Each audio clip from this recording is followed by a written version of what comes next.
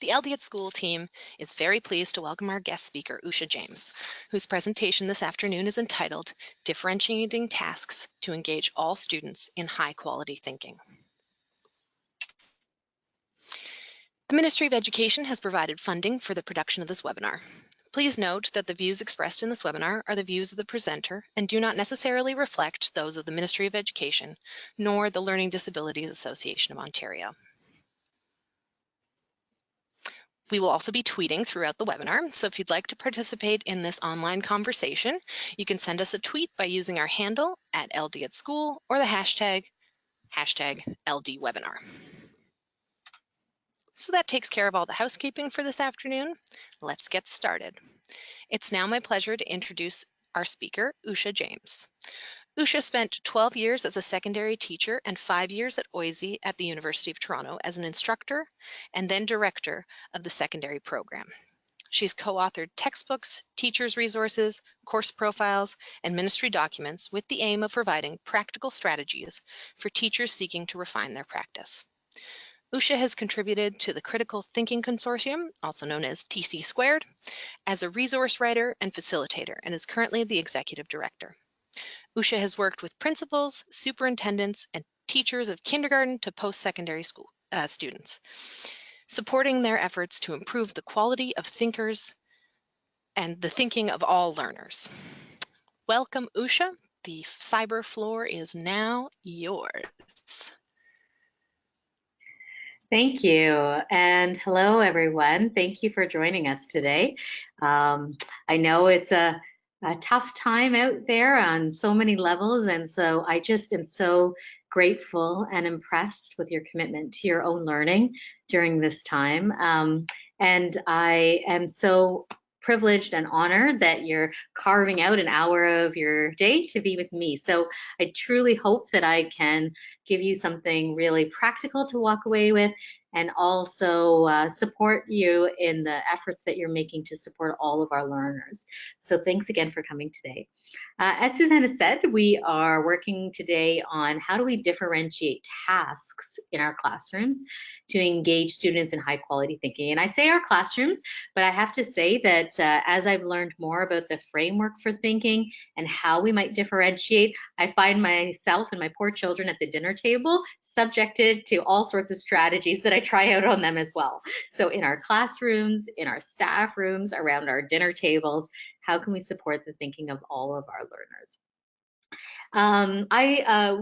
We are also on Twitter, so please do feel free to follow or tweet any questions. I may not get to them in the middle of the webinar as I manage all of the technology, but I'm at Usha James, and TC Squared, or the Critical Thinking Consortium, is at TC2 Thinks.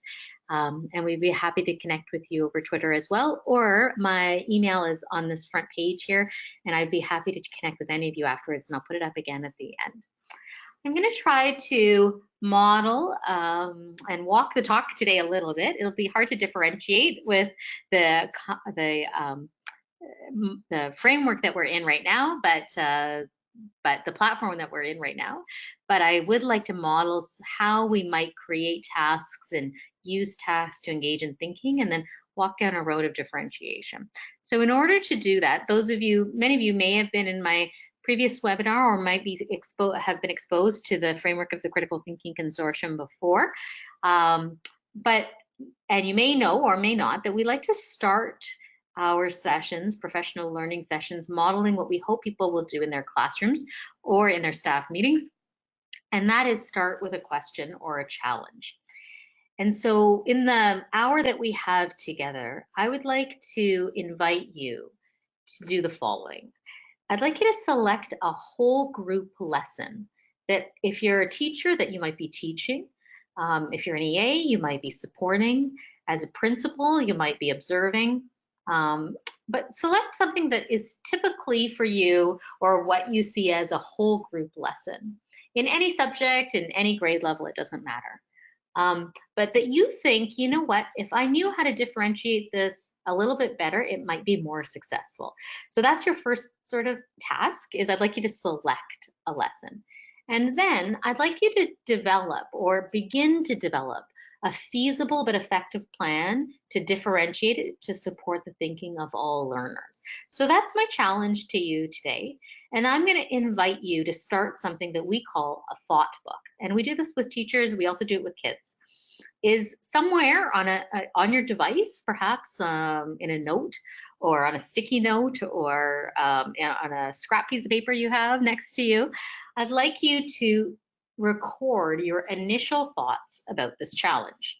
So do you have a lesson in mind? Maybe that you're teaching this week, you're observing this week, that you're supporting this week or next. What is it? And do you have any initial thoughts about differentiating it? How might you do that for the learners who need it in the different ways that they might need it? What we're going to do is I'm going to provide some ideas as we go through the next hour, but I'm going to return to this question and invite you to go back to that whole group lesson. What is it that you're thinking about now? I was just in a session 30 minutes ago where somebody was talking about, having students look at shapes and organize shapes according to their attributes. Is that the lesson that you're thinking of? Is it a lesson in literacy? What might it be? So just putting that out on the table. I know I've talked through that a couple of times, but I'm asking you to please note it down and we'll return to it a little bit later. Let's take something that could be a whole group lesson. I've picked something that's easy to use with visuals, given the format. And then let's play with it to see how it might be differentiated, okay? So I'm gonna give you a little lesson or a challenge. There's a photograph on this slide, and clearly there's been an accident. So here is the task that I have in front of you. And I'm going to actually ask you to engage with it in the questions box. It says questions, but you can also put responses there. I hope I'm not subverting the system by saying that. Questions or responses. But imagine that in a classroom, I asked you to take a look at the picture of this, something has happened here, it's an accident. And I want you to list all the possible contributors to the accident. And there's two things that I'd like you to think about. I'd like you to think about the possible immediate causes and the possible long-term causes. Eventually, I might ask you to select the most likely immediate and long-term cause and be prepared to justify your answer. So let's try this out. I don't know if this is going to work, but in the questions section of the webinar screen, what do you think are some possible causes? Maybe put what you think is the most likely immediate cause or the most likely long-term cause of this accident. I'm just going to give it 30 seconds for everybody to respond in the questions box.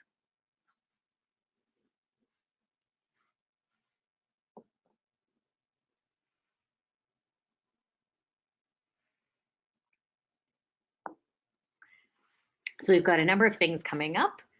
People are saying weather, winds, high wind, the load is too heavy, human error, faulty mechanics,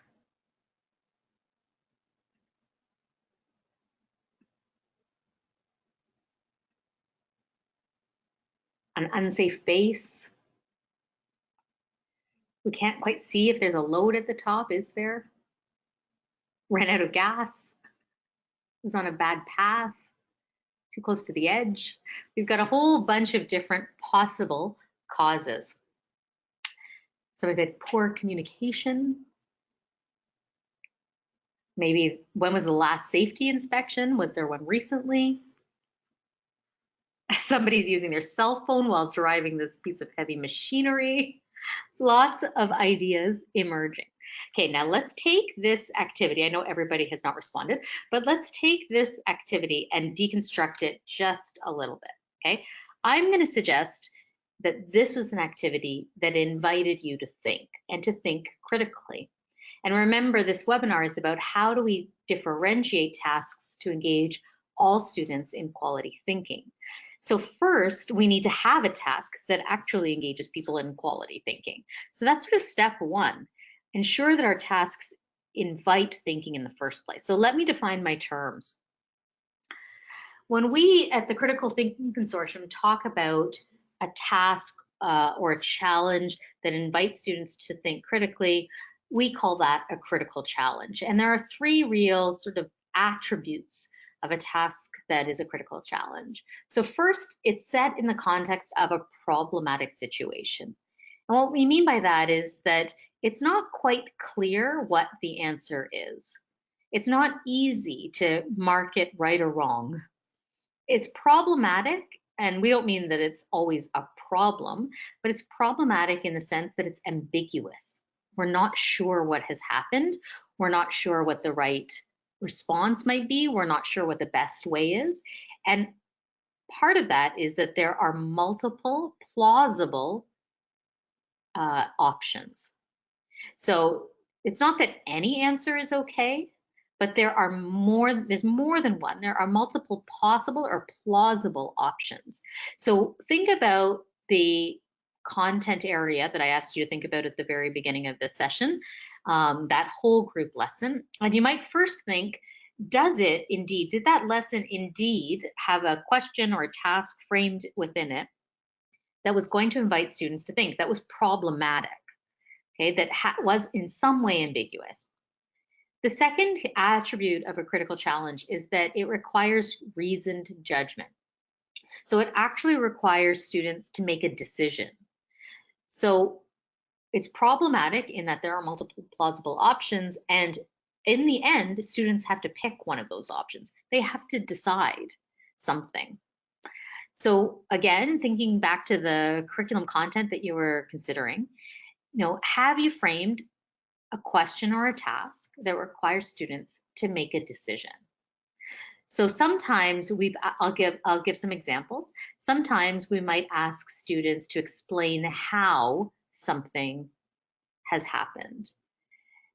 If it's obvious how something has happened, or if it simply requires a recounting of what they've learned, we haven't yet invited thinking. If we ask them to determine the most likely cause of something, then we're asking them to come up with a whole bunch of possibilities and decide which of those was most likely. Do you see the difference between those two ways of framing the same question? So a suggestion, before we start differentiating tasks, have we indeed invited thinking in the first place? And finally, a critical challenge, the third attribute of a critical challenge, is that it requires the competent use of intellectual tools for quality thinking. If you were in the previous webinar that we've done together, you've had some introduction to those intellectual tools. I'm going to go through them again today, and I'm going to point you in directions that you can learn a little bit more. But I'm now the executive director of the Critical Thinking Consortium, but as a teacher who used the framework for many years, and I continue to use it, this last bit, the bit about intellectual tools for quality thinking, was really what transformed my teaching and what helped me ultimately differentiate, because we all need what we have categorized into 5 types of intellectual tools. Everybody, young children to adults, we all need 5 types of intellectual tools to be good thinkers. Once I understood what those tools were, then I could watch, when I made thinking visible, when students were grappling with a challenge, I could watch and see who had strengths in which tools and who needed further development of which tools. And that was sort of the key to my ability to differentiate. And so I'm really excited to share that with you today. We will just touch on many of those ideas today, but I hope to be able to send you in a direction where you can look at more of them. So if we're going to differentiate tasks in order to better invite thinking, first step, let's make sure we've actually framed a task that invites thinking before we try to differentiate it. Once we want to think about differentiation, there's lots of frameworks for differentiation, but as you know, the most popular framework for differentiation, and perhaps one of the most helpful, is the framework of Caroline Tomlinson's, that we can differentiate by product, by content, by environment, by process. So because we can differentiate in these 4 different ways, I'd like to walk through each of these ways in the context of thinking, and what might that look like? So the first and most important step in differentiating is to ensure that we have a clear learning target. We want to make sure that we are keeping expectations high for all of our learners. I think one of the things that we all of us who are here at the session and many others worry about the most is that our learners with identified learning differences, learning disabilities, are learners that perhaps need greater support in certain areas.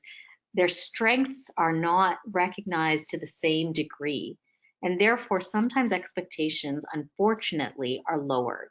So really important is before we start to differentiate, do we have a high expectation for the thinking in particular of all of our learners? We want to engage all students in thinking. And we know that all students can think critically. I often use the example when we say, can students justify their answer, or can they make a decision and justify? Anybody who is a parent knows that that a child will find some way to justify something that they want. Students can think critically when they are invested and given the opportunity, and they certainly can justify why something they say should be accepted over something someone else says. The question is, in a classroom environment, do we keep our expectations high for all students and then differentiate the way they get to that expectation? And so that's sort of a first step. Let's ensure we have clear targets. One of the ways that Caroline Tomlinson suggests that we differentiate is by differentiating the product. So I'd like to offer a bit of a nuance there in terms of what do we mean by product? Often we've said, you differentiate the product by giving students choice in how they communicate their learning. And I'd like to add a dimension to that because I think that's certainly one way we can differentiate, but it leaves the differentiation to the end of the learning. How do they communicate through the product at the end?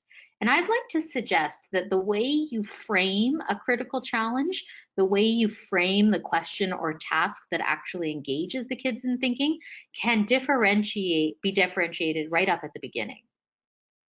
So in our framework, we offer 6 ways that you can frame a question or task in order to invite thinking. I'm going to really quickly go over the 6 ways, but I'd be happy to share places where you can go in order to learn a little bit more about those 6 ways, because we're going to go over them very quickly. So just as I earlier on framed this question, what is the most likely cause? Be prepared to justify your answer. There are 6 different ways that I could have framed that question. I chose one of them. And we can frame any question or task that invites thinking. So let me go through them very quickly and then talk about how you might differentiate. So if you want to get kids to think, you can ask them to critique something. We call it critique the piece. And critique the piece simply means take something that they're learning about. It could be how to write a paragraph. It could be a solution to a problem. It could be a strategy to get at an answer in math. It could be a particular piece of art that they're studying. Take anything that and hold it up to the light and invite students to critique it against some criteria. So we might say to students, this particular solution to an energy problem, how sustainable is it? Is it very sustainable, not very sustainable, on a scale of 0 to 4? Or we might say, we're teaching persuasive paragraphs. How persuasive is this paragraph? On a scale, again, or 0 to 5, or not very to very. Okay, so asking students to critique one thing based on how well it meets criteria is a great way to invite thinking. A different way, equally valid way to invite thinking is to not give them one thing, but give them more than one. So give them 3 paragraphs and say, which is most persuasive?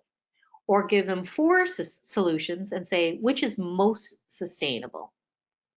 So now I want you to think to a student that you know, um, with a particular, a learning disability, something about them. Which of those would be most accessible to the student? Would it be easier to critique one thing, or would it be easier to judge three things to decide which better meets the criteria? So I'm going to ask you to just compare for a moment with a student in mind. And I'm going to ask you to respond in the questions box. Which do you think would be most accessible to that student and lead to the greatest success? Critique the piece, look at one thing, or judge the better or the best, look at multiple things and decide which one best meets the criteria. So can you put it in the question box, and maybe even a little bit of a, if you'd like, you can put a little bit of a justification, a why, just for those first two.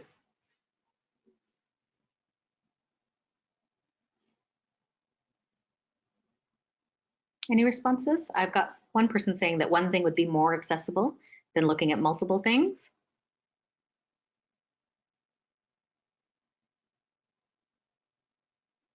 Depends on their reading speed.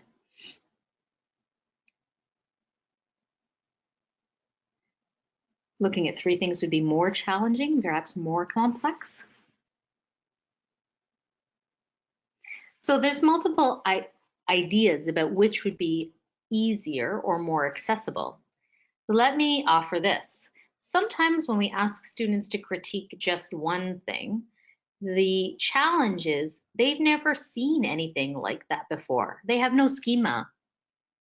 So their background knowledge is limited. So if we give them a paragraph and say, is this persuasive? If they have no experience with persuasive paragraphs, it's really hard for them to say. And we have students who perhaps can't activate their prior knowledge or don't have the prior knowledge. And many things in schools sort of kids don't have the schema for, they haven't encountered them in their life, in their everyday life. So in some cases, being able to show three things and say, here's three paragraphs, which one is more persuasive, which one convinces you, build schema at the same time. On the other hand, three paragraphs is a lot to read, right? Three images is a lot to decode. So for some students, particularly those when we're talking about working memory, for example, or who need to focus their attention as opposed to look broadly across multiple possibilities, critique is going to be better. So the answer that I'm giving is that there is no better or worst way to frame a challenge. It depends on the student you're working with. And so one of the ways to differentiate tasks in order to ensure we're reaching all students is to pick the way to frame the question that matches what that student's strengths or needs are. So we could ask them to critique one thing.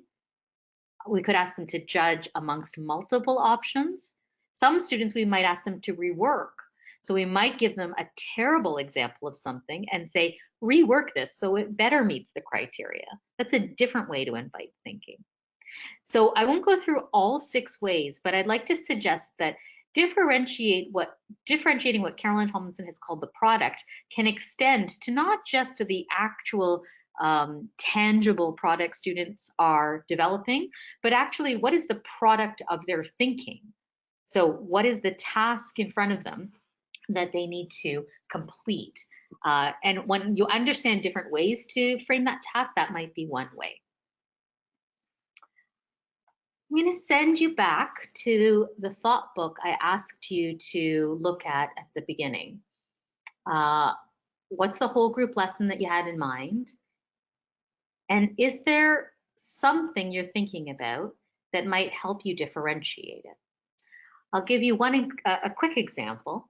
I had a teacher I was working with in the north who was she was an Indigenous languages teacher.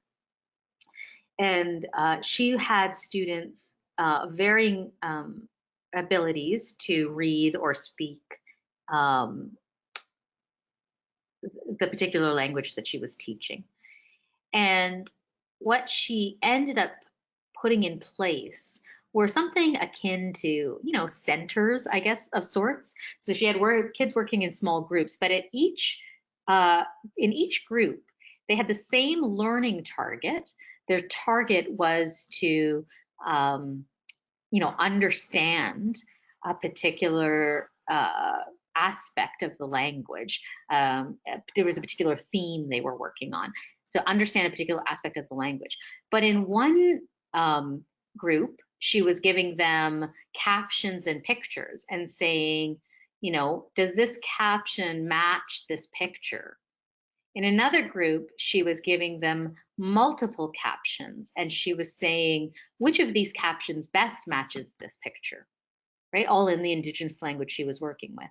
In the third group, she was giving them a terrible caption and actually asking them to rewrite.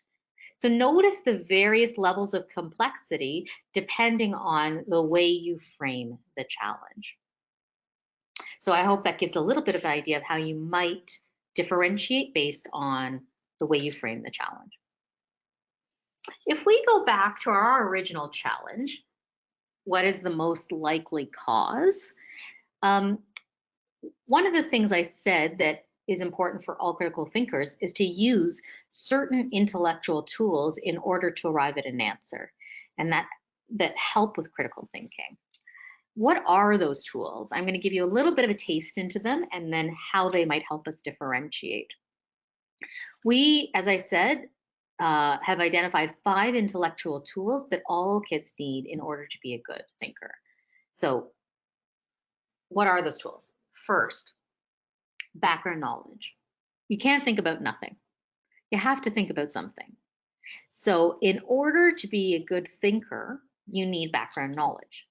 The question is not, do kids only have the background knowledge, but can they actually draw upon accurate and relevant information that's required by the challenge. So we know for many of our students with learning disabilities, the ability to draw on accurate and relevant information in the moment is the issue. They may have the knowledge, but can they access it when they need it? And so that's a tool that we can watch for as we make student thinking visible, and we can help support in certain ways. Secondly, are students using criteria to make decisions? So if crucial to thinking is that ability to make a decision when faced with multiple options, how do you make that decision? You need criteria. So that's a second tool that students need. They need criteria to make decisions. If they don't have criteria, they just go with their gut instinct, or they go with the first answer that pops into their head. How do we slow them down and say, what are the factors you're considering? How, and again, there are multiple reasons why students do that. They're overwhelmed by the evidence. They're anxious to get the right answer. They don't deconstruct the possibilities. So we can watch which students use criteria, which students don't use criteria, and then we can teach them how to use criteria. Third, students need to understand the vocabulary terms that we are using when we're talking about thinking. So we use terms, especially in EQAO, but we use terms all over the place that say things like justify, explain, use evidence. What's your conclusion? What are some clues? What are observations? Those types of words, those are all thinking words. It doesn't matter what subject you're in or what grade you're in. Those are the types of words we use when we talk about thinking. An important intellectual tool is the understanding of what those words mean. And so when we frame a critical challenge, we make student thinking visible, we listen to them grapple with a problem, we can figure out who understands those words and who doesn't. When I say justify, who's just explaining? Fourth, students need thinking strategies. That's a fourth type of intellectual tool they need to be good thinkers. They need thinking strategies so that they know how to start. They know what to do first. They don't know what to do second. They know how to organize information. And we know many of our students, especially who are organizationally challenged, how do you take mounds of information and organize them in a way that we make sense of it? Those are thinking strategies. And finally, all good thinkers have certain habits of mind or personal characteristics that help them work through a challenge, whether it's perseverance or open-mindedness or flexibility. These are the intellectual tools, these 5 intellectual tools that everybody needs to be a good thinker. So now what I can do if I want to differentiate is I can go back to the task I was going to plan for tomorrow, my whole group lesson, and I can look at it through the lens of these tools. So for example, the task I gave you at the beginning, what background knowledge would be helpful for you to have if you're going to be successful? If I plan that ahead of time and I think, people will have to know like what this is, that what a construction site is, what it means to drive construction material. Maybe they don't know how to drive a construction equipment, but they need to know sort of some of the factors. They need to know this is a crane.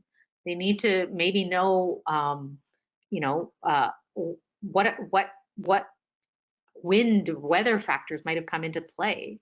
So there's some background knowledge, and if I know that ahead of time, that's going to be helpful for a student, I don't have to necessarily teach it up front, but I can wait and see who needs it and teach it to those, explicitly, who might be struggling. I also can capitalize on students who have strengths in that background knowledge and invite them to share that. I have to think ahead of time about what thinking vocabulary is going to be needed for this task. So when I look at what's in the yellow here, I can see certain words that if kids don't know what they mean, they're going to be stuck right away. So many words. What's a contributor? What's an immediate cause? What's a long-term cause? What does the word possible mean? What does most likely mean? What does justify mean? There are so many words in this task that some students are going to have strengths in and understand those words, and some students are not. What criteria are they going to use to select the most likely cause? So why does it make it more likely that it's the wind and less likely that it's a heavy load, right? How do we weigh those two things against each other to see which one might be more likely, given that we don't know anything about what's happened here, right? It's a conjecture. And finally, thinking strategies and habits of mind. What thinking strategies might students need? Some students are going to jump to an answer, and you're going to need to slow them down and say, wait, list all the possible causes. Other students are going to get stuck in listing all the possible causes and never get to an answer. So they might need different thinking strategies. These intellectual tools are crucial to being a good thinker. And as a result, when we think about differentiation, we need to think about how to differentiate the tools. So let's go back to our visual by Carol Tomlinson. So product, content, process, environment. When we look at what she meant by content, we can match it to the intellectual tool of background knowledge and say, okay, if I'm going to differentiate background knowledge, I need to make student thinking visible and determine who needs how much background knowledge, when do each of them need it, and how are they going to acquire it. So some students may be able to start the challenge without any background knowledge, me giving them any background knowledge, and that's going to what's engage them the most. Other students are going to be paralyzed because they don't think they have any background knowledge, and we need to teach them how to activate it. Do we need to do that for the whole class, or is that going to frustrate some? So how do I know my students so well that I know who needs what background knowledge, when do they need it, and how are they going to access it? Do all of them need to watch the same video to get the background knowledge? Would it be better if some of them looked at images and some of them read text? As long as they've got the same learning target around the thinking, does it matter that some of them are reading text and some of them are looking at images and some of them are listening to something? So differentiating according to that particular intellectual tool, background knowledge. Similarly, when we look at what Carolyn Tolman said about differentiating process, it matches the 4 other intellectual tools. So we can differentiate thinking strategies. I can say to a group, look, you guys tend to jump to conclusions. So I want you to write out at least 10 possibilities before you pick one. Another group, I can say, I know you guys are going to come up with lots of ideas, but given what happened last week, I know it's going to be hard for you to come to a conclusion. So here's my challenge to you. I want your thinking strategy to be, I want you to pick an idea in the first minute that you're talking together. Everybody pick one. And then I want you to spend the next 5 minutes looking at which of those seems to be the most likely. Because I know it's hard once you come up with 10 ideas to pick the top one. Just pick one and then let's look at them. So we can, or maybe I say, this group, here's a thinking strategy for inferring from an image. I want you to circle all the clues right on the page. This group, I want you to use a 5Ws chart to help you look deeply at the, who's in this image, what's in this image, why are they doing what they're doing, etc. So we can differentiate thinking strategies. Similarly, we can differentiate who has to learn what thinking vocabulary. Sometimes we don't do any whole group lessons at all, and none of the kids understand what we mean by justify, or explain, or cause, or consequence. On the other hand, sometimes we do a whole group lesson where in reality, 80% of the kids already have that, and only 20% of the kids need that learning. So we can teach the vocabulary required in a small group instruction type of way. And finally, we can differentiate the criteria that students use. All students do not need to use the same number of criteria. The more criteria you use to make a decision, the more complex it is. So if we're looking at what's a great solution, or if we're looking at what's a great strategy in math, or we're looking at who's the best, who is a great friend for this character, if we have 4 criteria that are helping us make a decision, that is far more complex than having 2 criteria to help. The learning target is the same. Everybody needs to consider evidence and has to think critically to make a reasoned judgment and justify it. However, the number of criteria you use increases the complexity of the task, so why not differentiate it? We won't spend a lot of time going back to that, but it's something that I'd like you to consider. I have a short video I would like to show you. I hope we'll have time. I want to make sure we have at least 10 minutes for questions at the end. So we're going to try. The question becomes, we've done all this bit about differentiating. The question is, I keep saying to you, watch closely and decide as students grapple with a challenge what they need. So I thought what we might do is practice by watching a short video. And as you watch the video, you might think to yourself, which of these intellectual tools could we actually see in a product? So when they write something or create something at the end of a unit, will we see their background knowledge? Yes, probably. Will we see how they used criteria to make decisions? Maybe. Will we see whether they understood certain terms? Possibly. Will we see the thinking strategy they used? Probably not. So some of these things we might have to assess through observations and through conversations. So that being said, let's watch a short video. It's a short video of 3 people grappling with a challenge. Okay, it's a math challenge. It's not quite a critical challenge, but imagine that on a test you've given them this question: 7 times what equals 28?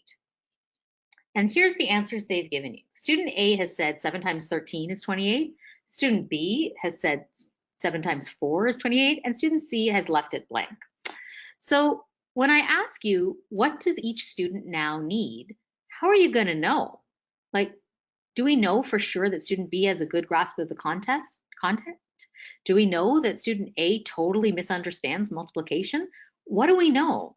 So I'm suggesting we need to watch them and then decide how to differentiate. So I'm going to ask Susanna, or maybe I'll be able to do, okay, no, she's going to do it. So to show you the video and see what you think. What does each student need?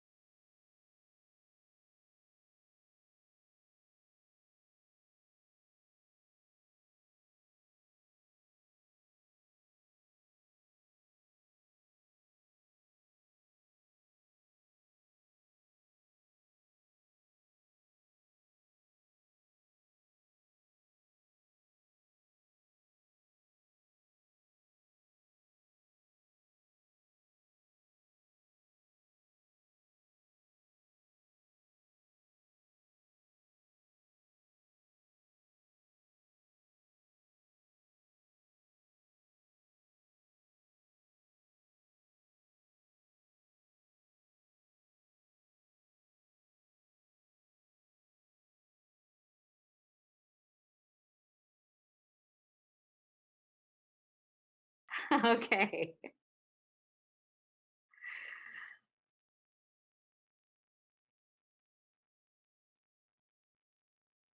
Okay. Is everybody back? Are we back?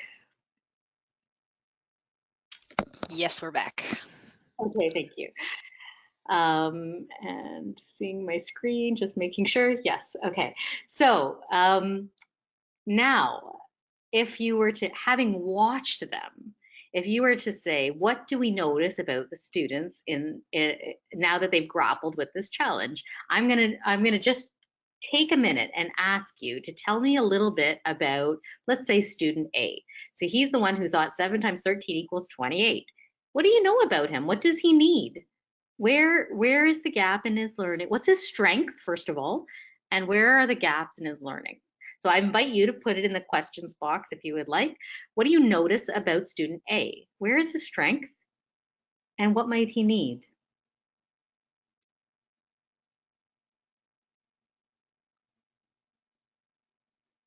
Do we have any thoughts?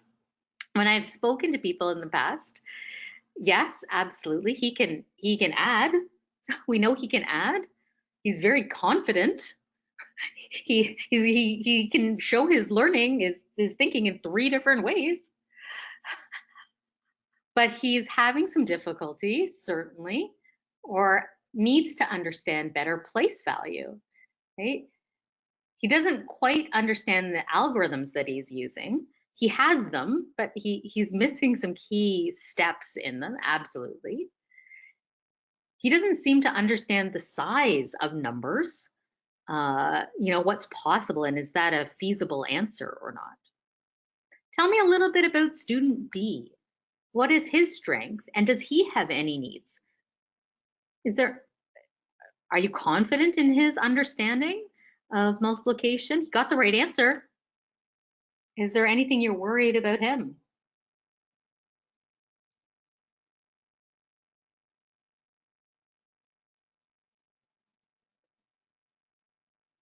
Some people might say, well, he seems to have it. Yeah, it may be rote learning. He seems to know that 7 times 4 equals 28, but does he have conceptual understanding of it? He doesn't seem to be able to explain. He can't communicate his process. Uh, we don't even know how he arrived at the answer, somebody said. Was it even a fluke? But he does seem to know. He seems very confident that he knows his multiplication. He understands. He even says it doesn't make any sense. So he has a sense of what it means for an answer to make sense, but he isn't able to explain what that is. And what do we know about student C? Nothing. We don't know anything about student C. So when we go back to thinking about differentiating, and I hope that was fun. I find that a fun video. Please feel free to use it. You can find it on YouTube if you just Google Abbott and Costello, 7 times 4 equals 28.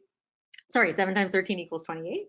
But when we think about differentiating, we also need to think about what are we noticing about students when they grapple with a challenge, and how is that informing how we group them the next day, or even how in the moment, who are we pulling aside to do a little bit about place value?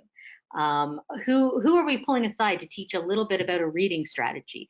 So the suggestion overall, and just to sort of bring this to a broad sort of closure, is first, let's make sure we are framing tasks that truly do invite thinking, that they invite students to grapple with a challenge. They are critical challenges. Then let's think about how we might, the different ways we might frame that task to make it as accessible as possible, to keep our learning target high, that we want all students engaging in thinking, but we wanted to make it accessible as possible. And there are 6 different ways that we might do that. Third, how do we watch as we make their thinking visible and assess their use of those 5 intellectual tools? And then fourth, how do we group students or teach them explicitly those intellectual tools to the ones who need it? And how do we leverage the strengths of those who have those tools? Okay, those are the things that I hope that provide some ideas, some hints into how we might differentiate student thinking. I would love to invite some questions. There's clearly, this is just the beginning and a little bit of a taste of how we might differentiate tasks to engage all students in quality thinking. I hope it gives you some ideas about your whole group lessons and how they might be differentiated to support all students thinking. And I wonder and would love to hear a little bit about what you're thinking now. What are you wondering about? Whether you have some questions or some ideas that you would like to share. So I'm going to pass the mic back to Susanna, and I think she's going to facilitate questions.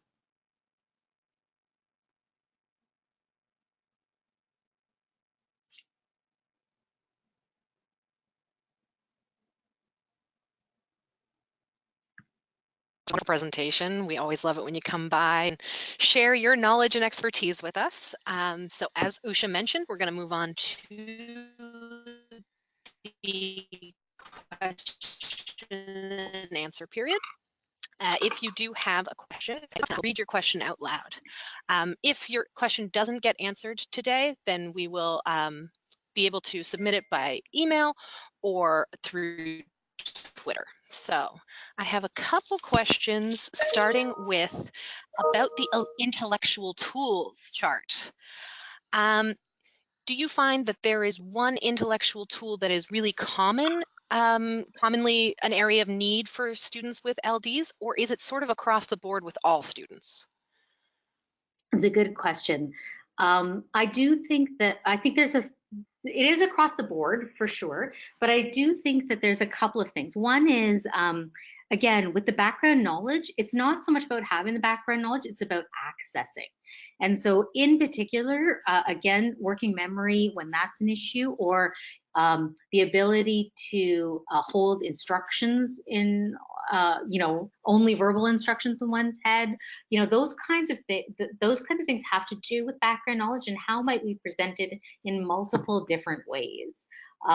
When text, somebody mentioned at the beginning the issue of the speed of reading text. That's an issue of background knowledge, right? So how much background knowledge do they need in order to actually engage in the challenge? There's so many different, there are so many different elements that have to do with background knowledge that aren't, do they have it? It's how they get it. And so I think that's something to really pay attention to. And then the second thing that I would really raise is thinking strategies. So I think we do a lot of work around reading strategies and math strategies. And I think particularly in many of our learning strategies classes, for example, we're trying to teach, a variety of different strategies. So I think that's something we already recognize is as an important intellectual tool. I think that we don't always name the strategy as a thinking strategy that helps you work through a challenge. We don't always name the challenge. So we might be teaching students a thinking strategy, but they don't actually know in which challenges or what contexts to apply it. And so that's, I think, something that we can consider as we are, as we're teaching students strategies, help them be metacognitive about when is this strategy going to be applicable, and also how do they carry that in a little toolbox of some sort, like whether it's a written toolbox, or I had a group of teachers who actually had kids with recipe cards boxes on their desks, and every time they had a different strategy, they popped it in the recipe card, and when they were stuck, they would just go to their toolbox and sift through them, say what could help me. So I think we do teach thinking strategies, but we don't necessarily teach students how to access those thinking strategies. I don't know if that answers that question. I hope it does. Yeah, I think that was great. So another question from the audience. This one came from a secondary school teacher who says that they struggle with how to differentiate without making students feel judged or embarrassed. Let's say they Mhm. use the critique the piece task, differentiating by having strong students use 4 criteria and some who are maybe struggling using 2 or 3 criteria. It might cause an awkward situation. What do you say to Yeah, students who say, "Why am I different?" very good. It's a great question, and that's really at the heart of our sort of beliefs, but not just beliefs, but how to operationalize this idea of differentiation in a way that preserves self-esteem and focuses on strengths and takes a strengths-based approach, right? Not a deficit approach. So it's an excellent question. There's two, I'm going to say two things. One is I wonder about, one of the things I tried to do in my classroom is early in the year, and I guess now that it'll be early in the second semester for secondary, is get kids used to multiple different groupings and the idea that people will be working on different challenges in the course. And that I think is really key at the beginning without necessarily intentional grouping at the beginning, but rather that in this classroom, yeah, some people are working in threes, some are working in two, and it just changes. Sometimes we're working in a U-shaped configuration, sometimes we're in groups of four. Sometimes some people are working at the whiteboard and other people are working at the computers. Like, I think that I really tried later in my teaching career to make sure that I created a sort of a climate where it was nobody thought twice about working in groups because we established that from the beginning. Then when we started doing intentional, and I used flashcards at the beginning to just create groups, they were random groups, and they just got used to the fact that they would walk in and some days the desks would be in a totally different configuration. I think that helped. And then the second thing is certain things I think are worthwhile being additive. So criteria is one of them, and I think it's a good thing you point out there. I would never want to say this group used 4 criteria, this group used 2 criteria, but I would be interested in maybe starting with 2 criteria and then giving them the time to grapple with it. And when people think they've other criterion Oh, into the mix and say, now what do you think? looks, Does this change your ranking? that sounds great. We had a very eagle-eyed viewer notice that you didn't touch on differentiating environments. There was a little bubble that said community thinkers. Could you just explain that little slide? Yeah, I think that, sorry, I wasn't super explicit about it. I think that when we talk about differentiating environments, we have traditionally talked about inside classroom, outside classroom, right? So, withdrawal from, especially for LD students, right? Withdrawal from the classroom into special classroom, partial withdrawal, etc. I would like to suggest that inside the classroom, how do we group students? How do we change the environment within the classroom for some students? So that might be, as I said, configuration of desks. Are they in a vertical learning surface or not? What are the materials they are using? So just thinking about how within my classroom we are a community of thinkers, and inside of that community, how might our micro environments of learning be mildly different? All right, thank you so much. I think that's all we have time for today. So we're going to end our question and answer session right now. Should you have any further questions, please either email us at info@ld@school.ca or use the hashtag on Twitter, hashtag #LDwebinar, and we'll ensure to get those questions answered. So we do Thank have you so much. more webinars coming up throughout the year. So at the moment, we don't have anything on the calendar, but if you stay tuned, you will find out about our next upcoming webinars. The best ways to hear about these upcoming webinars and our new resources on the site is to either follow us on social media. So you'll see our Twitter and Facebook on the screen there. You can find us at @LD@school on both those sites. Or you can also alternatively sign up for our newsletter, which comes out once a month. That way you'll never miss a webinar or a new resource ever again.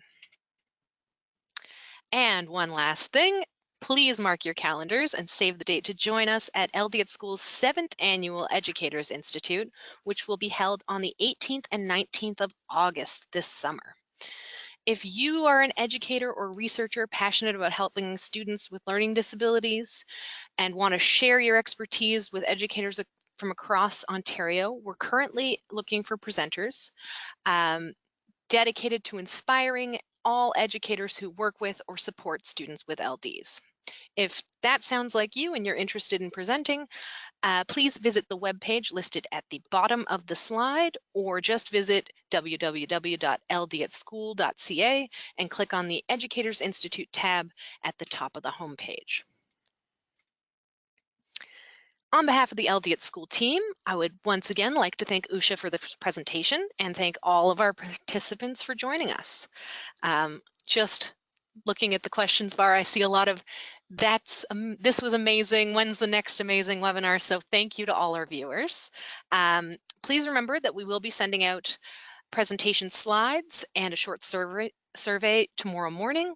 The feedback we receive from these surveys is really important information that we use to produce future webinars. So if you do have the time, it usually takes less than 5 minutes. We would greatly appreciate you filling out that survey. And we'll be sending out the link to the recorded presentation in approximately 3 weeks after transcription and closed captioning has made it an accessible video. Thank you again for participating in this webinar and enjoy the rest of your day. Thanks, everyone.